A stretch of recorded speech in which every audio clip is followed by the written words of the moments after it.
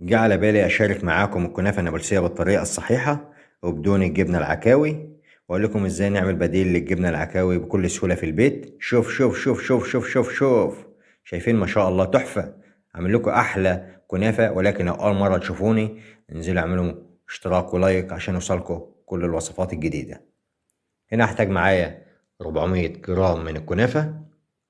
طبعا أنا هنا بقطع الكنافة بحيث لما أحطها في الدرق بتاع الخلاط تطلع معايا سهلة، تتنعم معايا بكل سهولة. هنا طبعا الدرق بتاع الخلاط أحاول إن أنا يا جماعة مملهوش خالص بحيث إن هو يتقطع معايا بسهولة أو ينعم معايا في الدرق بكل سهولة. هنا طبعا لو موجود عندي خلاط يمشي الحال عادي، ولو مش موجود عندي خلاط عندي كب برضه يمشي، ولو ما كانش ممكن أقطعها بالسكينة بس أنعمها كويس. هنا عشان أقدر أفرمها بكل سهولة أحاول إن أنا أشغل الخلاط وأفصله، أشغل وأفصل كده